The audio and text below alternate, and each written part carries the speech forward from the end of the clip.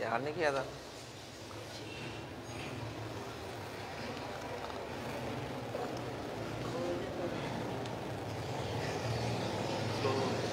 الحمدللہ رب العالمین والصلاة والسلام على سید الانبیاء والمرسلین اما بعد فاعوذ باللہ من الشیطان الرجیم بسم اللہ الرحمن الرحیم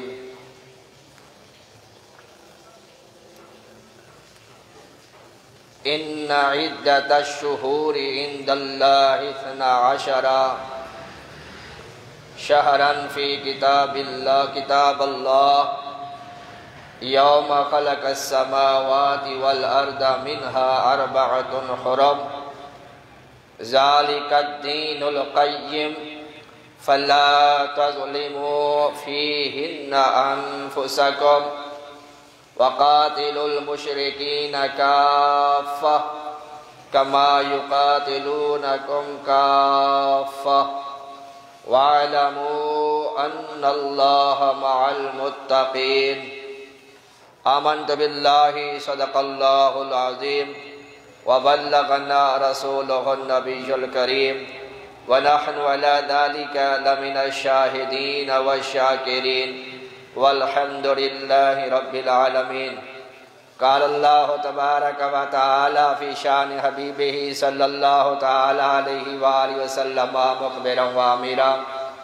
ان اللہ وملائکتہ یصلون علی النبی یا ایہا الذین آمنوا صلوا علیہ وسلموا تسلیما درود پاک آواز بلند الصلاة والسلام علیک یا سیدی یا رسول اللہ وعلى آلك وصحابك يا حبيب الله والصلاة والسلام عليك يا سيدي يا رسول الله وعلى آلك وصحابك يا حبيب الله تیرا کرم ہے ذات باری اتاری ہو اتاری تیرا کرم ہے ذات باری اتاری ہو اتاری نسبت کیا ہے پیاری پیاری اتاری ہو اتاری آقا دے دو بے قراری آقا دے دو بے قراری اتاری ہو اتاری تیرا کرم ہے ذات باری اتاری ہو اتاری آقا سن لو عرض ہماری اتاری ہو اتاری پوری کرو میں ذمہ داری پوری کرو میں ذمہ داری اتاری ہو اتاری تیرا کرم ہے ذات باری اتاری ہو اتاری میں ہوں ضیائی میں ہوں رضوی سگو غوث پاک کا میں ہوں ضیائی میں ہوں رضوی سگو غوث پاک کا قادری میں قادری اتاری ہوں اتاری تیرا کرم ہے ذات باری اتاری ہو اتاری در صبیہ سے کیوں گھبراؤں کیسا ڈر کیا خوف ہو کیوں ہو کسی کا رب تاری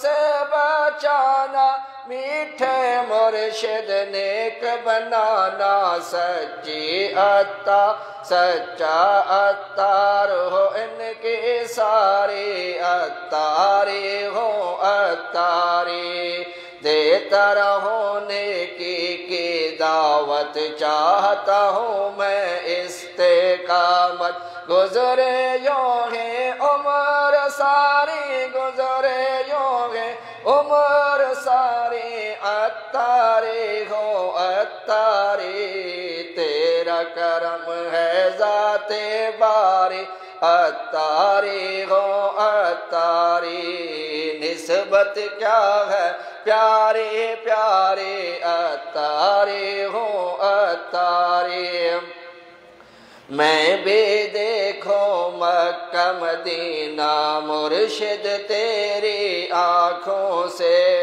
میں بھی دیکھو مکہ مدینہ مرشد تیری آنکھوں سے، کب آئے گی میری باری، عطاری ہو عطاری، تیرا کرم ہے ذات باری، عطاری ہو عطاری، نسبت ہے کتنی پیاری، عطاری ہو عطاری، میٹھے مرشد میٹھا حرم ہو مولا، اب تو ایسا کرم ہو، حسرت نکلے پھر تو ساری، عطاری ہو عطاری، میرے باپا میرے داتا، بھر دو میرا بھی تم کا سا، فیض تیرا ہے جگ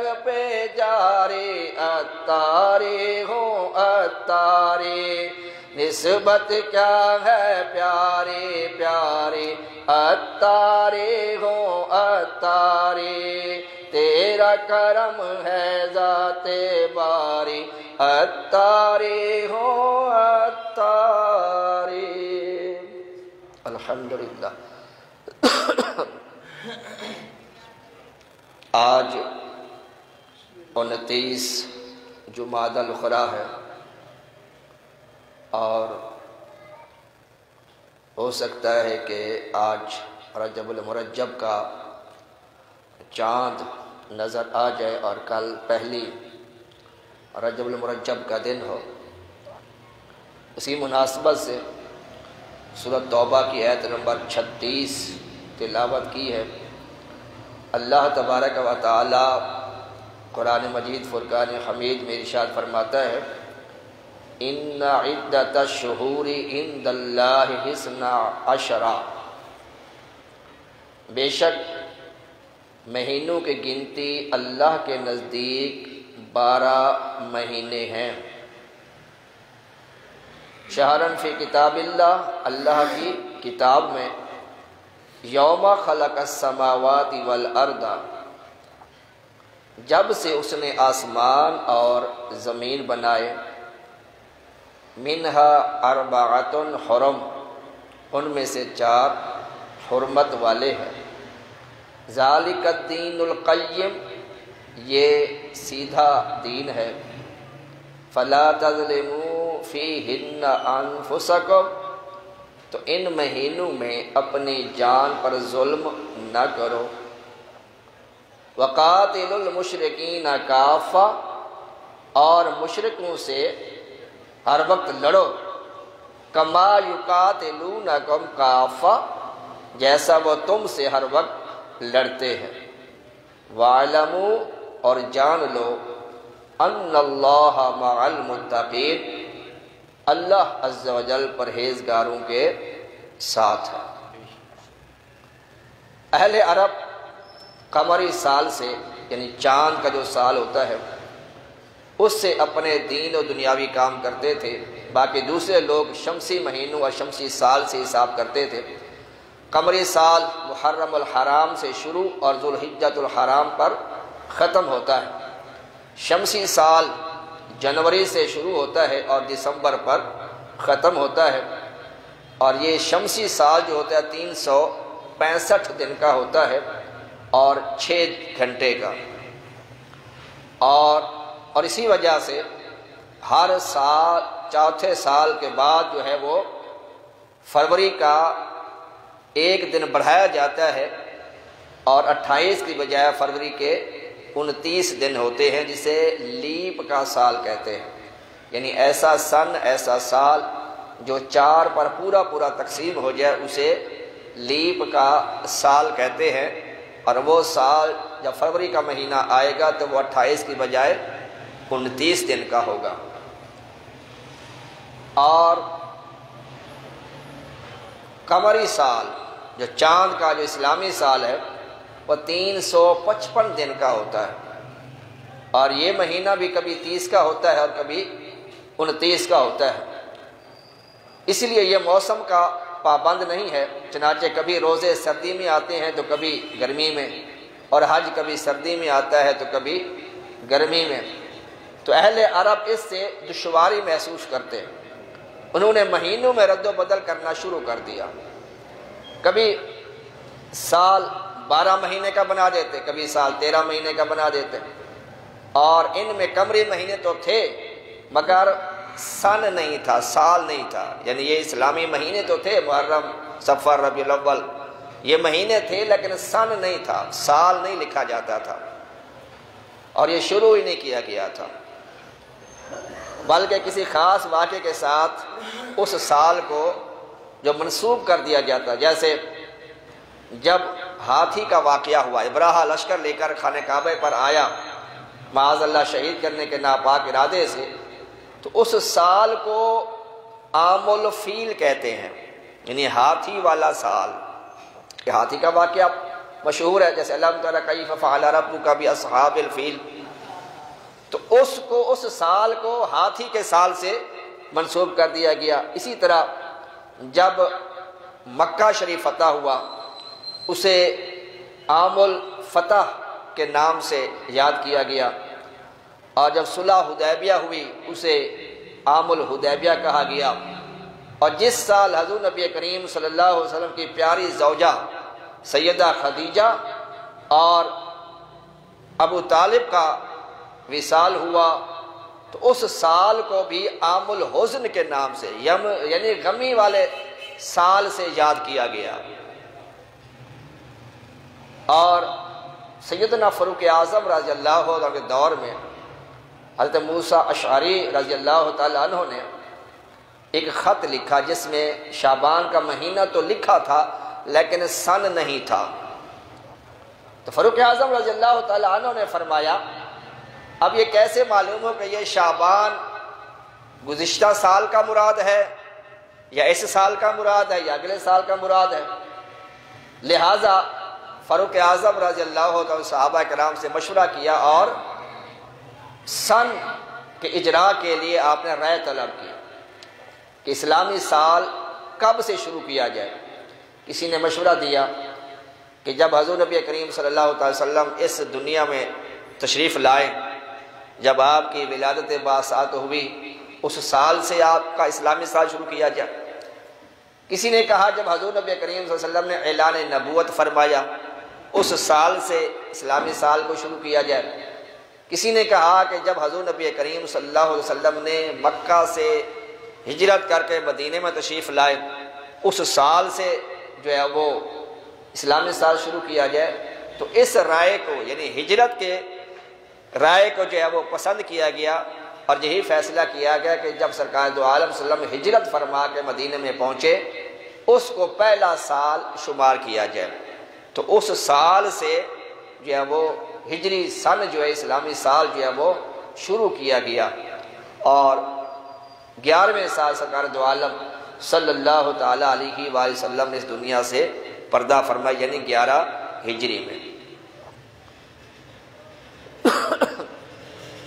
آج انشاءاللہ رجب المرجب کے حوالے سے بھی گفتگو ہوگی، اور جیسے میں نے بتایا ہو سکتا ہے کل پہلی رجب ہو، اور حضور نبی کریم صلی اللہ تعالی وسلم یہ دعا فرمایا کرتے تھے اللہم بارک لنا فی رجب و شعبان و بلغنا رمضان اے ہمارے اللہ عز و جل ہمارے رجب میں اور شعبان میں برکت نازل فرما اور ہمیں رمضان المبارک تک پہنچا۔ یہ میرے آقا صلی اللہ علیہ وسلم دعا کرتے تھے، تو آپ بھی یہ دعا پڑھ لیا کریں جو رجب قریب تشریف لانے والا ہے۔ تو رجب المرجب کی بڑی بہاریں ہیں، بڑی اس کی برکتیں ہیں، بڑی فضیلتیں ہیں، بڑی ہی عظمتیں ہیں۔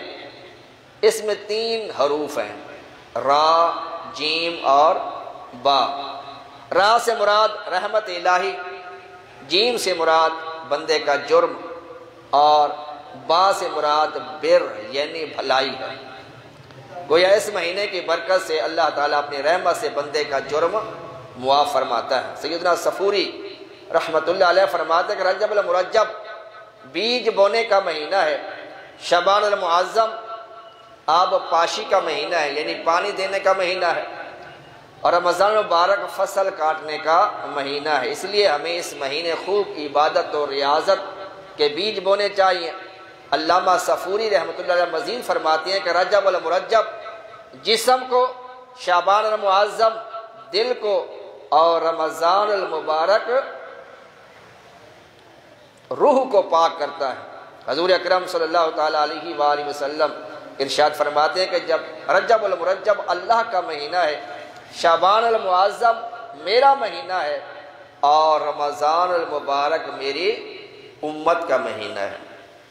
یعنی رجب اللہ کا، شعبان سرکار کا، اور رمضان اس امت کا، یعنی امت اور اللہ کے درمیان رسول اللہ وسیلہ ہے، حضور نبی کریم صلی اللہ علیہ وسلم بیچ میں وسیلہ ہے، اسی وجہ سے آپ نے اپنا مہینہ درمیان میں رکھا۔ ایک حدیث پاک میں میرے آقا صلی اللہ تعالیٰ علیہ وآلہ وسلم نے ارشاد فرمایا، بے شک جنت میں ایک نہر ہے جس کا نام رجب ہے، اس کا پانی دودھ سے زیادہ سفید، شہد سے زیادہ میٹھا اور برف سے زیادہ ٹھنڈا ہے۔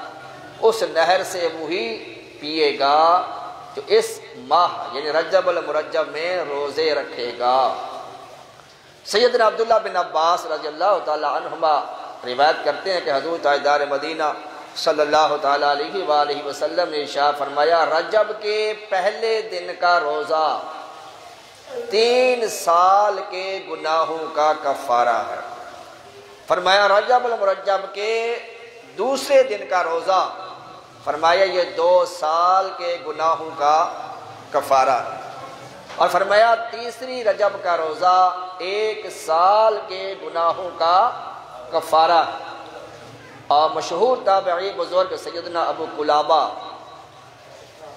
رضی اللہ تعالیٰ عنہ فرماتے ہیں کہ رجب کے روزہ داروں کے لیے جنت میں عظیم الشان محل تیار کیا جاتا ہے۔ اور سیدنا انس رضی اللہ تعالیٰ عنہ سے مروی ہے کہ مدینے کے تاجدار، نبیوں کے سالار، دو عالم کے مالک مختار، حبیب کردگار صلی اللہ تعالیٰ علیہ وسلم نے ارشاد فرمایا، جس نے ماہ حرام میں یہ جو حرمت والے 4 مہینے ہیں، یعنی رجب المرجب ہو گیا، اس کے بعد ذوالقعدہ ہو گیا، ذوالحجۃ الحرام ہو گیا، اور اس کے بعد محرم الحرام، یعنی 3 مہینے لگاتار، اور یہ رجب والا مہینہ، یہ 4 مہینے کون سے ہیں؟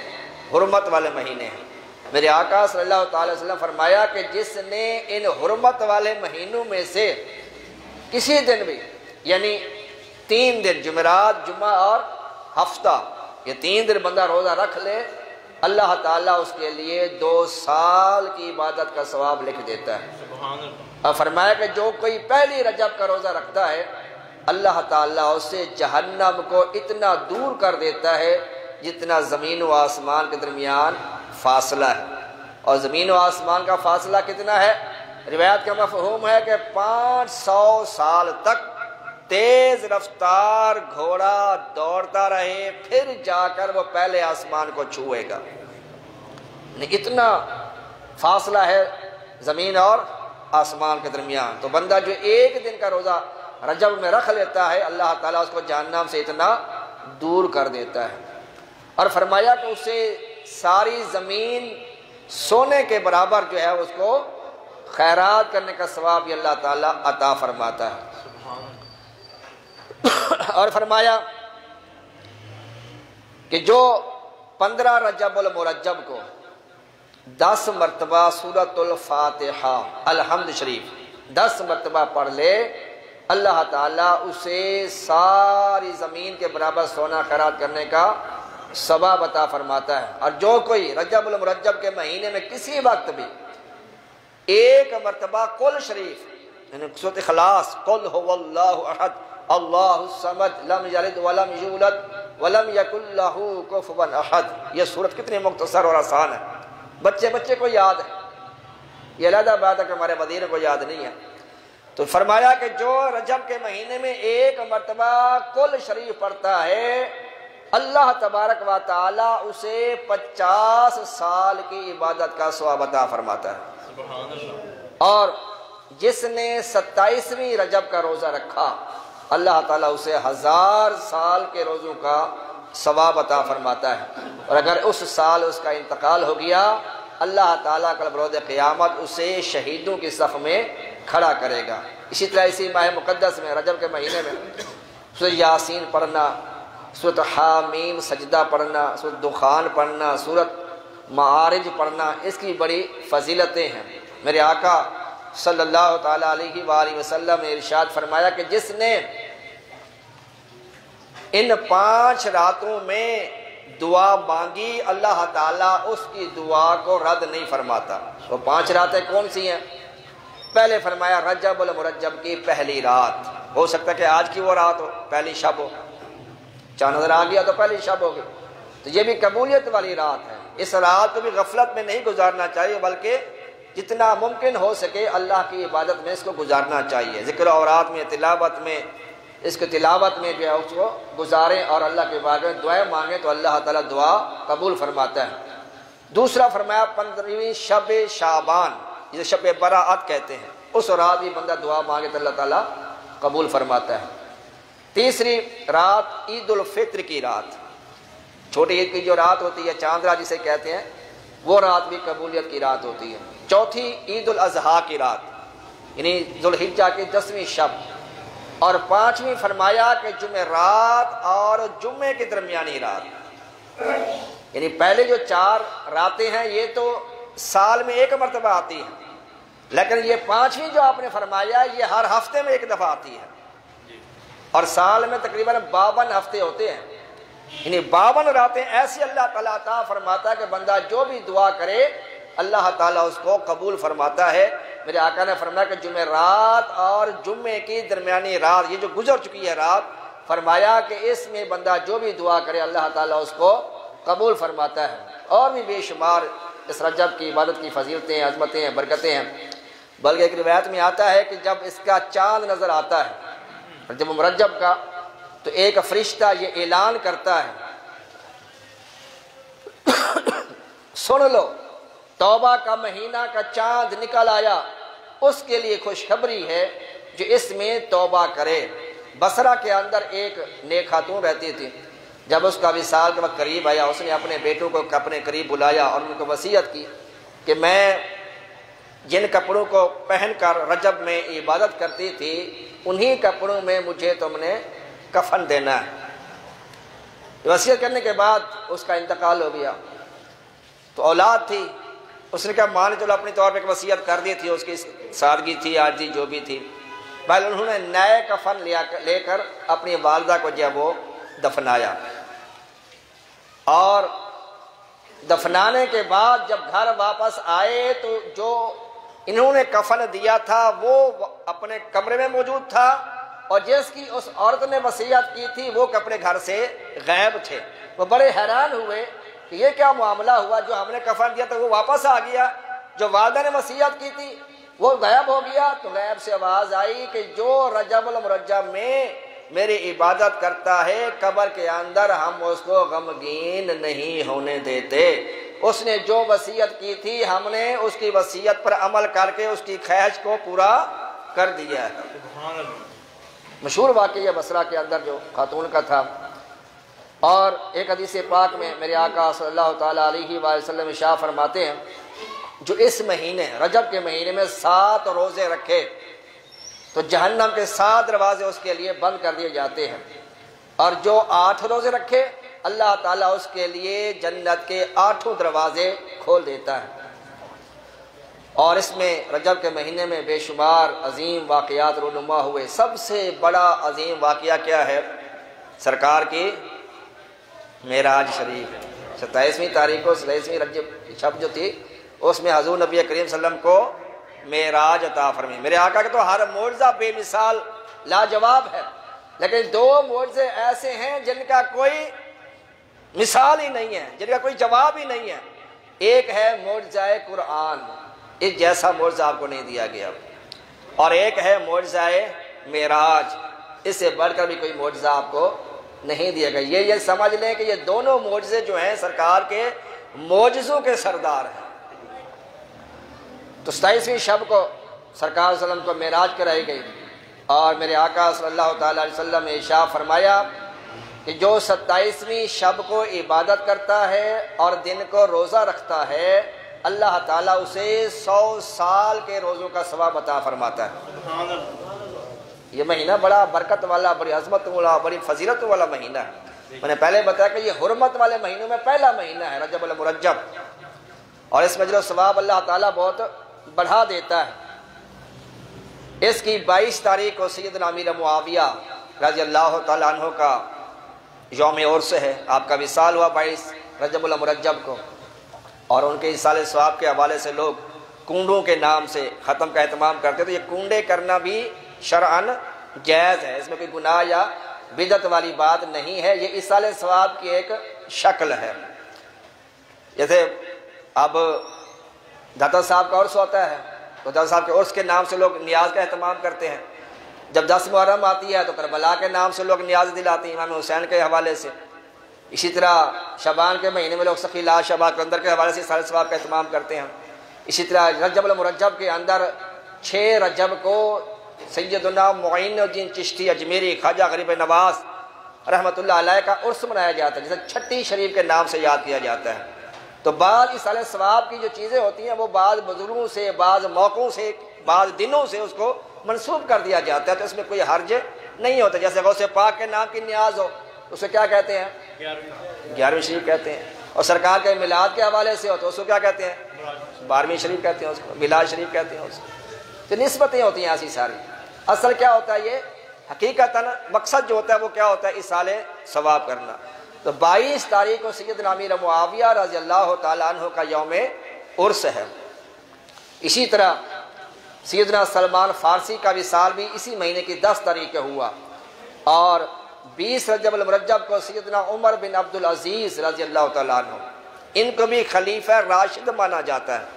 عمر بن عبدالعزیز رضی اللہ عنہ تقریباً 2.5 سال حکومت کی ہے، صرف 2.5 سال، 30 منتھ، صرف 30 مہینے انہوں نے حکومت کی ہے سیدنا عمر بن عبدالعزیز رضی اللہ تعالیٰ عنہ۔ لیکن ان کے دور میں عدل و انصاف کا وہ عالم تھا جو فاروق اعظم کے دور میں ہوا کرتا تھا، اس لیے ان کو عمر ثانی بھی کہا جاتا ہے، اور یہ عمر فاروق کی اولاد میں سے بھی ہے۔ عمر فاروق نے جب اپنے بیٹے کا نکاح، مشہور واقعہ ہے کہ وہ عورت، آپ گشت کر رہے تھے، رات کو ٹہر رہے تھے، تو آپ نے ایک گھر سے آواز سنی، ایک خاتون اپنی بیٹی سے کہہ رہی ہے کہ بیٹی دودھ میں پانی ملا دو، دودھ زیادہ ہو جائے گا، پیسے زیادہ آ جائیں گے۔ تو اندر سے جب آپ نے یہ جملہ سنا تو فاروق اعظم ٹھہر گئے کہ ملاوٹ کی بات ہو رہی ہے۔ یہ تھے حکمران جو رعایا کا خیال رکھتے تھے۔ آپ ٹھہر گئے کہ یہ بات کیا کر رہی ہے۔ آگے سے اس عورت نے کہا، امی جان آپ کو نہیں پتا کہ امیر المومنین عمر فاروق نے منع فرمایا ملاوٹ کرنے سے، دودھ میں پانی نہیں ملانا۔ آگے سے اس کی ماں بولی، بیٹی عمر تو اب سو رہا ہوگا، اس کو کیا خبر، تو پانی ملا دو۔ آگے سے اس لڑکی نے کہا، امی جان ہو سکتا ہے کہ عمر سو رہے ہوں، لیکن عمر کا رب تو جاگ رہا ہے، اس کو تو اونگ بھی نہیں آتی، اس کو تو نیند بھی نہیں آتی، اس کا رب تو دیکھ رہا ہے۔ جب یہ جملہ سنا تو عمر فاروق کے دل پہ لگا یہ۔ صبح ہوئی، آپ نے ایک بندے کو بھیجا کہ جاؤ اس کے گھر کے حالات معلوم کرو۔ پتہ کیا گیا، بتایا گیا کہ وہ بیوہ ہوا عورت ہے، اس کی جوان بیٹی ہے، کوئی اور مرد وغیرہ نہیں ہے۔ تو سیدنا فاروق اعظم رضی اللہ تعالیٰ نے اپنے بیٹے سے اس نیک لڑکی کا نکاح فرمایا، اور اس سے پھر بیٹی پیدا ہوئی، اور اس بیٹی سے جو بیٹا پیدا ہوا اس کا نام عمر بن عبدالعزیز ہے۔ تو عمر بن عبدالعزیز کا وصال بھی اس کی 10 تاریخ کو ہوا، اور 15 رجب المرجب کے امام جعفر صادق رضی اللہ تعالی عنہ کا بھی وصال ہوا۔ اور جیسے کہ اگلے جمعے ہو سکتا ہے کہ 6 رجب گزر چکی ہو، تو 6 رجب کو سیدنا غریب نواز رحمۃ اللہ علیہ کا عرس منایا جاتا ہے، چھٹی شریف کہا جاتا ہے۔ نہ صرف ہندوستان میں بلکہ پوری دنیا میں آپ کا عرس جو ہے وہ منایا جاتا ہے۔ کیوں؟ اس لیے کہ ان الارض یرثها عبادی الصالحون، اللہ تعالیٰ فرماتا ہے ساری زمین میرے نیک بندوں کی وراثت ہے۔ اس لیے ہم نعرہ لگاتے ہیں نا، مال سارے ولیاں دا، کھانا پینا سنیاں دا، تو مال بابا فرید دا تو کھانا پینا نصیب دا۔ ٹھیک ہے جی، مال بابا فرید دا، جس کے نصیب میں وہ بولے، چلو جو جس کے نصیب میں نہ بولے، مال بابا فرید دا تو مال سارے ولیاں دا، کھانا پینا سنیاں دا۔ اور دوسرے بھی کھاندے نے لیکن ان کو لگتا نہیں ہے۔ سنی جب لنگر کھاتا ہے تو وہ نور بن کے داخل ہوتا ہے، دوسرا کھاتا ہے تو اس کا پیٹ تو بھر جاتا ہے کہ نور داخل نہیں ہوتا جب تک محبت سے نہیں کھائے گا۔ جب تک عقیدت سے لنگر نہیں کھائے گا اس کے اندر نور پیدا نہیں ہوگا۔ یہ بزرگوں کا طریقہ تھا، بزرگ تبرکات وہ استعمال کرتے تھے اس کو۔ بہرحال تو سیدنا خواجہ غریب نواز رحمۃ اللہ تعالی علیہ، آپ کا والد کا شجرہ نسب امام حسین سے اور والدہ کی طرف سے آپ کا شجرہ نسب جو ہے وہ امام حسن سے ملتا ہے، یعنی آپ حسنی حسینی سید ہیں، نجیب و طرفین آپ جو ہیں وہ سید ہیں۔ تیری نسل پاک میں ہے بچہ بچہ نور کا، تو ہے عین نور تیرا سب گھرانہ نور کا۔ خواجہ غریب نواز 14 رجب المرجب 537 سن ہجری کو پیر کے دن پیدا ہوئے۔ 15 سال کے ہوئے تو والد کا انتقال ہو گیا۔ ترکے میں ایک باغ اور ایک چکی چھوڑی۔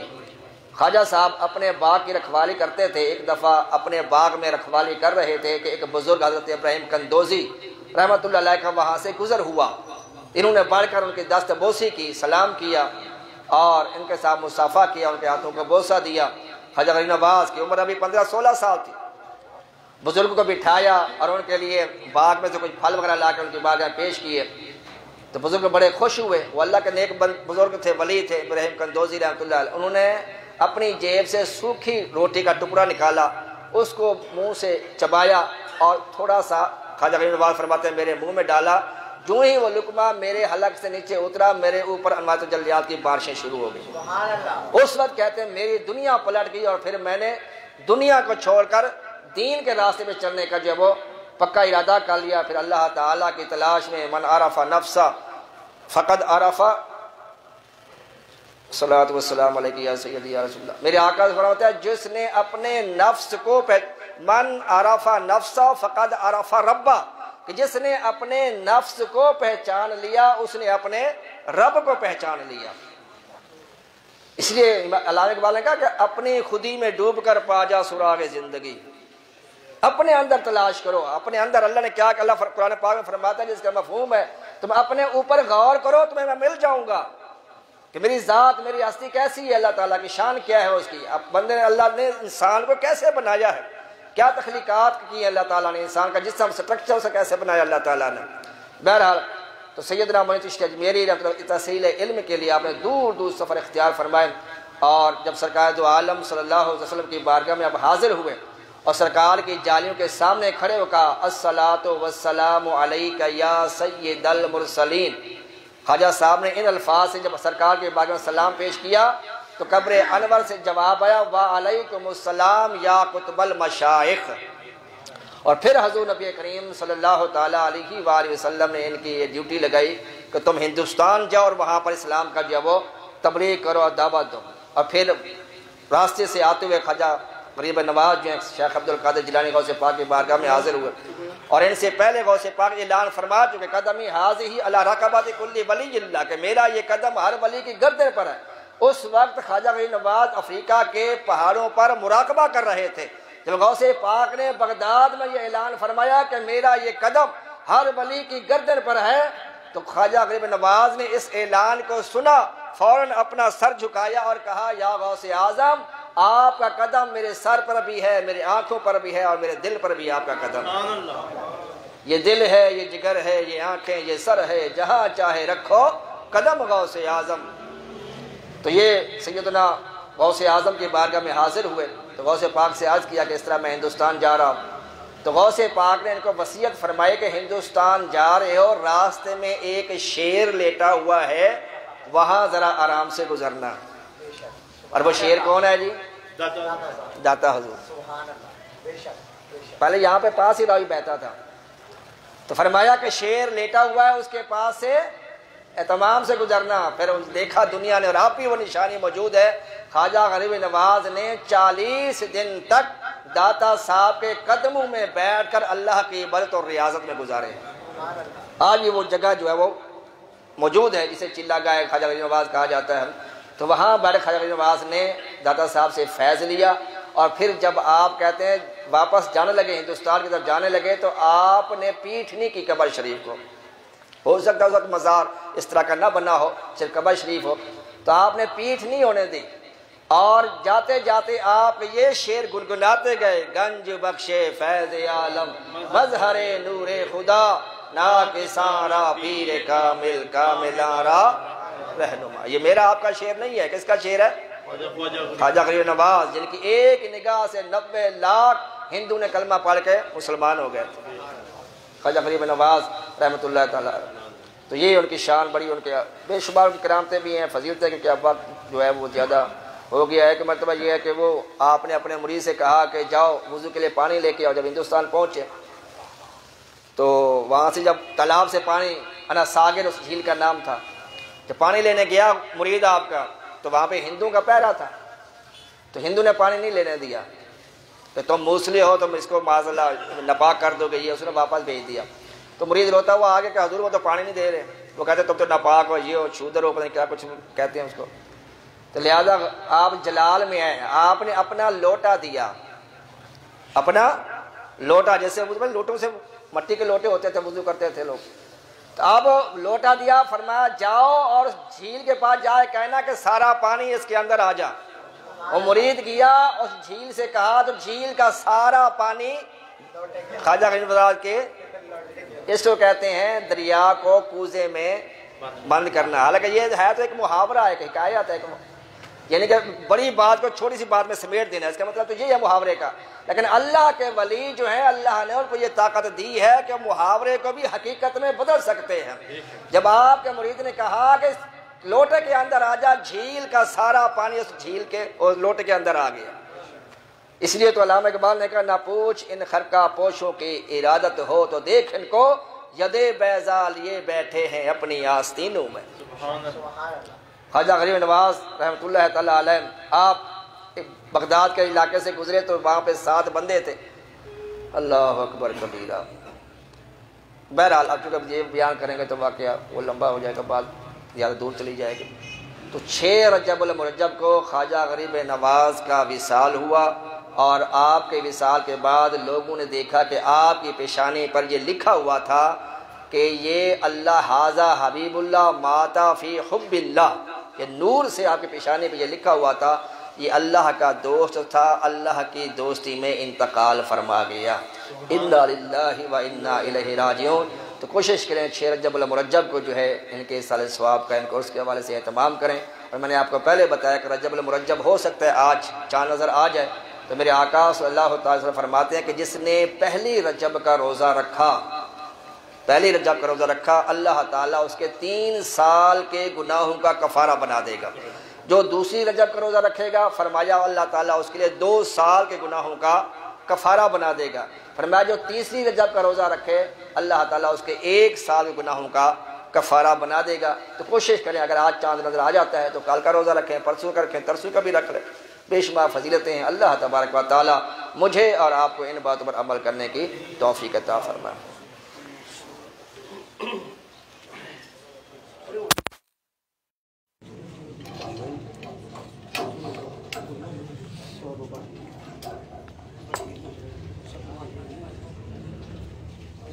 Good.